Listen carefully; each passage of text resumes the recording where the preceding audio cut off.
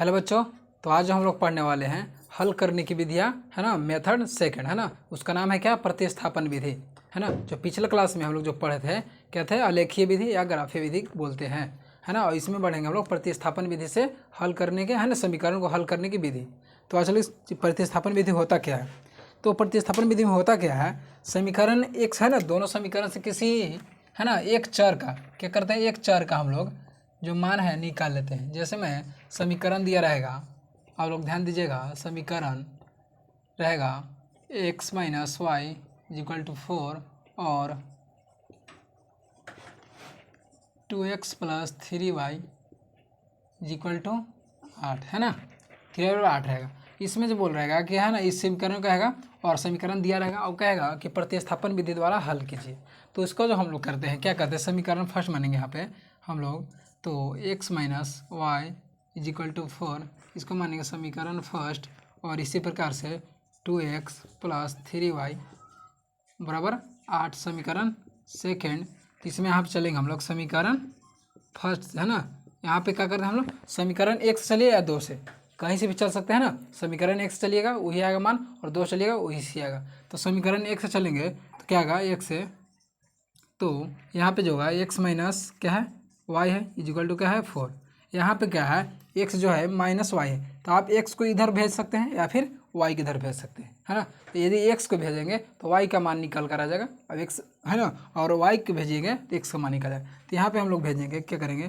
तो यानी 4 है, माइनस में y है तो उधर जाएगा तो प्लस में, क्या है? प्लस में। तो इसको मान लीजिए हम लोग समीकरण 3, क्या मानिए? यहाँ पर हमें समीकरण 3 मानेंगे। अब यहाँ क्या करेंगे हम लोग? अब समीकरण 2 से क्या करेंगे हम लोग? समीकरण 2 से चलिए। अब समीकरण 2 में क्या है? हम लोग 2 में क्या करेंगे? हम लोग x का मान रख दीजिए, है ना। x का मान रखने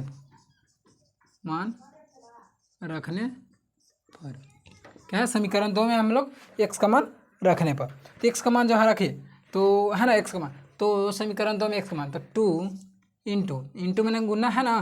क्या है? x के बराबर क्या है? x बराबर 4 प्लस वाई, क्या है? 4 प्लस वाई, है ना, प्लस क्या है? 3y equal to 8। इतना हो गया। अब इससे क्या है? ये जो 4 प्लस वाई है, इसमें 2 से क्या करेंगे? मल्टीप्लाई करेंगे। क्या है? 2 से मल्टीप्लाई। तो यहाँ हम लोग लो, यहाँ पे लिखिए। अब यहाँ पे 2 से मल्टीप्लाई करिए, 4 दूनी 8 प्लस 2, है ना, इंटू में y है तो 2y हो जाएगा। 2y प्लस का 3y इक्वल टू 8, है ना। इतना हो गया। चलिए अब यहाँ पे हम लोग क्या करेंगे? एक जाति को एक तरफ और y को y तरफ। तो यहाँ पे हम लोग 3 2 5y, है ना, 5y करेंगे हम लोग बराबर 8 प्लस से दूर जाएगा तो माइनस में, 8 माइनस का 8, है ना। तो यहाँ पे आ जाएगा हम लोग का जो आएगा, तो क्या आ जाएगा? 5y equal two plus minus क्या हो जाएगा? कट जाएगा तो माना गया कितना? 0। क्या आएगा? माना आएगा 0। तो यहाँ से हम लोग चलेंगे y बराबर क्या आ जाएगा? 0/5। तो इसका मान जो आएगा क्या होगा? 0। क्या है? y का मान 0।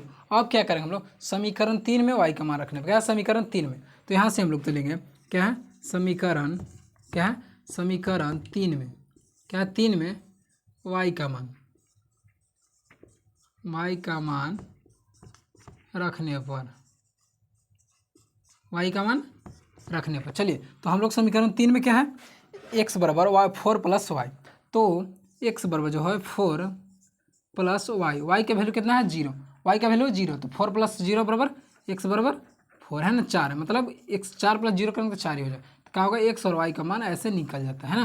तो ये उम्मीद करता हूँ आप लोग समझ में आ गया होगा। प्रतिस्थापन विधि ही होता है, मतलब दोनों समीकरणों में से किसी एक चर, है ना, किसी एक का चर का क्या है? हम लोग मान निकाल लेते हैं, मतलब x और y का मान निकाल लेंगे, उसके बाद समीकरण में बैठा देते हैं, उसके माध्यम से हम लोग x और y का मान निकल जाता है।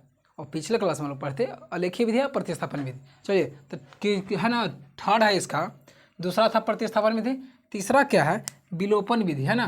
तीसरा हम लोग जो पढ़ेंगे हम लोग विलोपन विधि से, हम लोग क्या? विलोपन विधि से। उसमें क्या करते हैं हम लोग? उसमें जो करते हैं, दोनों समीकरणों में किसी एक चर का जो गुणांक है हम लोग क्या करते हैं? सेम कर देते हैं ना, है ना, समान करते हैं। उसके बाद हम लोग देखिए, तो विलोपन विधि दूसरा है, तीसरा है यहाँ पे क्या है? विलोपन विधि, विलोपन विधि। तो यहाँ पे विलोपन विधि में क्या करते हैं हम लोग? जैसे समीकरण दिया रहेगा, आप लोग समीकरण क्या रहेगा 2x plus 3y equal to 5 और क्या रहेगा यहाँ पे मान लेंगे हम लोग 4x plus 2y equal to 8 है ना। कोई मान लीजिए उसके बाद क्या कहेगा कि विलोपन विधि से हल कीजिए, दो समीकरण रहेगा।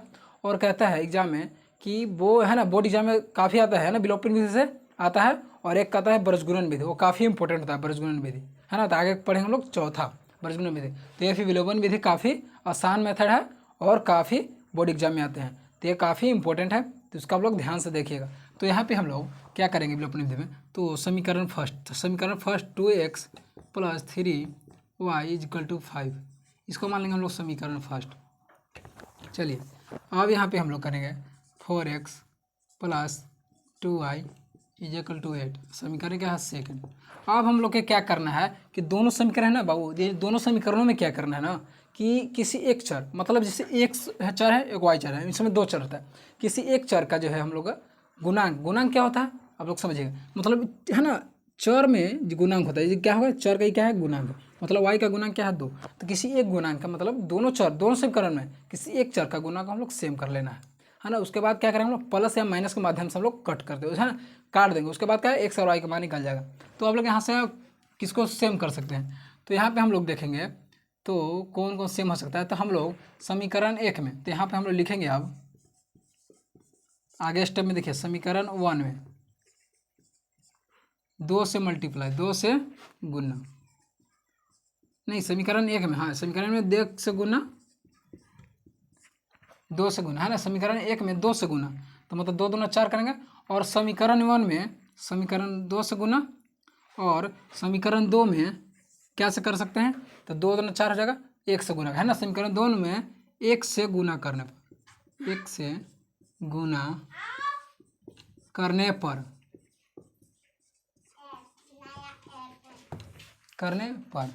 है ना, समीकरण 1 में कीजिए है ना, कि समीकरण 1 में 2 से और समीकरण में 1 से गुना करने पर, तो यहाँ पे क्या हो जाएगा 2x plus 3y equal to 5 है ना, और मल्टीप्लाई में क्या आएगा 2, यहाँ पे आ जाएगा इसी प्रकार से 4x plus 2y equal to 8, और समीकरण क्या है 1 से मल्टीप्लाई, 2 में क्या है 1 से मल्टीप्लाई करने पर, तो यहाँ पे क्या होगा, यहाँ पे जो होगा जो रिजल्ट आएगा क्या होगा, तो 2 से मल्टीप्लाई करिए तो 4x प्लस 3 दूना 6y क्या है 6y इक्वल टू 10।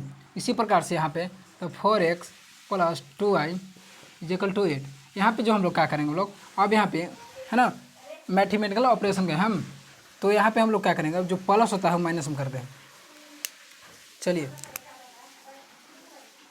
यहाँ पे जो प्लस है तो माइनस, प्लस है तो माइनस, प्लस है तो माइनस, यहाँ पे जो 4x डबल है प्लस माइनस खत्म। अब यहाँ से क्या है 6y में से 2y घटेगा तो क्या है 4y, 4y 10 में से 8 जाएगा तो 2, तो y बराबर जो आएगा 2/4, मतलब 2 दूना 4 मतलब 1/2, y का वैल्यू आया कितना आया 1/2, 1/2 y का वैल्यू आएगा, क्या है y का वैल्यू 1/2। अब जो y का वैल्यू आ गया हम लोग समीकरण 1 में रख सकते हैं या 2 में, तो यहाँ पे हम लोग अब कीजिए समीकरण 1 में रखेंगे या 2 में, यहाँ भी रख सकते हैं या फिर वहाँ भी।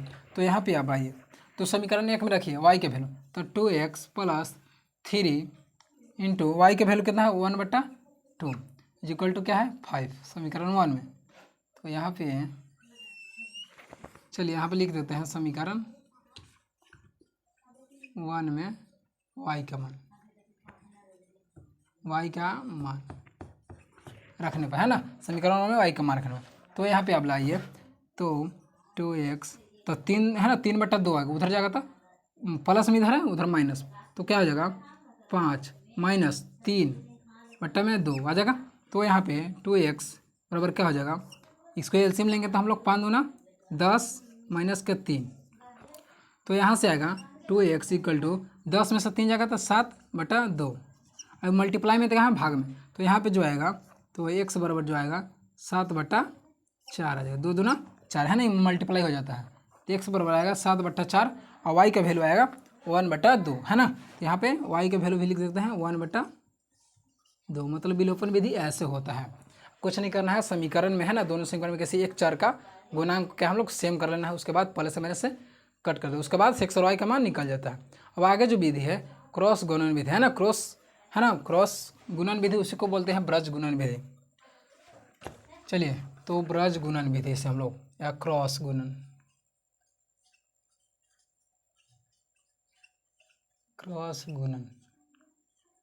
विधि, देखिए इसमें क्या होता है, इसमें एक अथी लिखेगा, सूत्र है इसका,